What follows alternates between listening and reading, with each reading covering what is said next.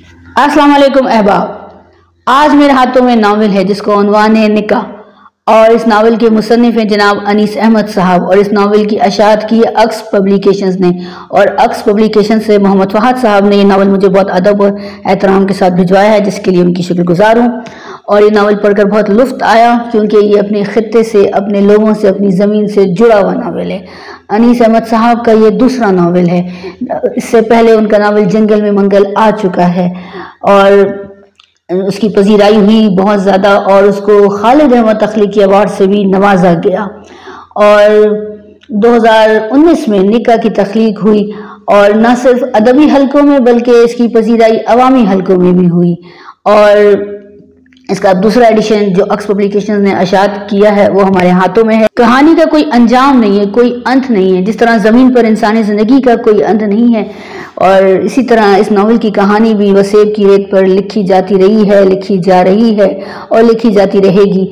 और सबसे जो ख़ास बात मुझे इस नावल में महसूस हुई है वो किरदार निगारी है। अनीस अहमद साहब ने नावल के हर किरदार के साथ इंसाफ किया है और उसके नफ्सियाती, सकाफती, समाजी और इंसानी पहलुओं पर रोशनी डाली है कि किस तरह इंसान अपने सकाफत से जुड़ा हुआ होता है तो उसका बर्ताव क्या होता है, अपनी ज़मीन से जुड़ा हुआ होता है और अगर वो ज़मीन पर जबर सह रहा हो तो उसका बर्ताव क्या होता है।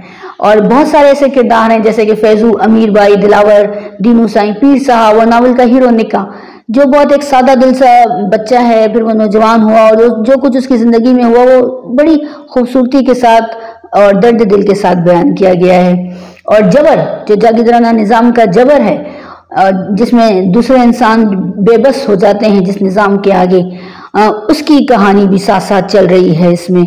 तो गैर महसूस अंदाज में है, वो यूँ गैर महसूस अंदाज में है कि इंसानों को महसूस ही नहीं होता कि वो किस कदर जबर का शिकार हैं और किस कदर बेबस हैं। जैसे कि सजावल इस नावल का एक किरदार है, वो उसकी बेबसी बहुत दर्दनाक है और जो कुछ वो सह रहा है वो उसका बहुत अच्छा नफ्सियाती तज्जिया किया गया इस नावल में।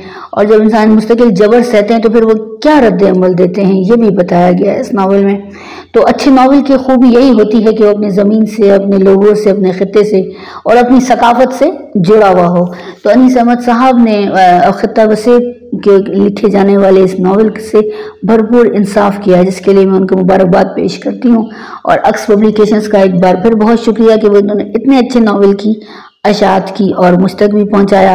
आप सब लोग ये नावल ज़रूर मंगवा सकते हैं, मैं नंबर लिख दूँगी, आप लोग वहाँ से ऑनलाइन ऑर्डर कर सकते हैं। बहुत बहुत शुक्रिया।